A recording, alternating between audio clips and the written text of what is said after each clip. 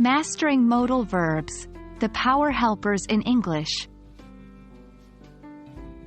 Hello, English learners. Today, we are diving into an important part of English grammar: modal helping verbs. They're the secret ingredient to helping you express different moods, attitudes, and times in English, giving you a new depth and flexibility in your communication. So let's unravel the mystery behind these powerful little words.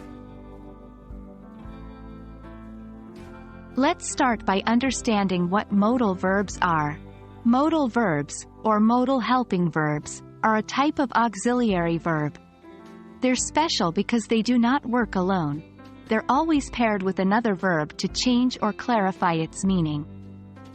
Modals are used to express ability, permission, request, offer, suggestion, possibility, necessity, obligation, or advice. Examples of modal verbs include can, could, may, might, shall, should, will, would, must, and ought to. For instance, consider these sentences. 1. I can swim. Ability. 2. You must be joking. Certainty. 3. You should eat your vegetables. Advice. Modal verbs are unique and different from other verbs in several ways. Here are some characteristics to remember. 1.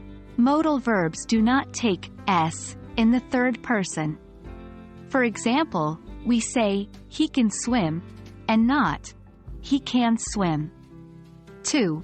They are followed by a bare infinitive verb, the base form of the verb. For example, I could eat. 3. Modals do not have infinitives, gerunds, or past participles. For example, we don't say, to can, canning, or canned, unless we are talking about preserved food.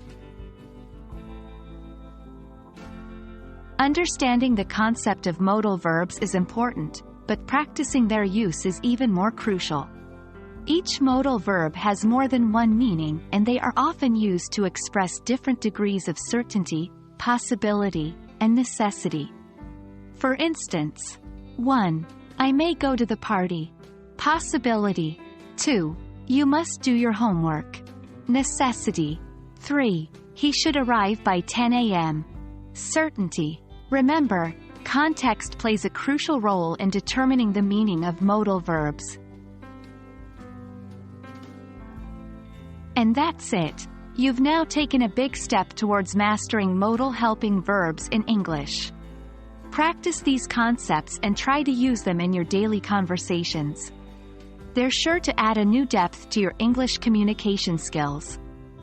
We hope this video has been helpful, and as always, keep learning, keep practicing, and we'll see you in our next video.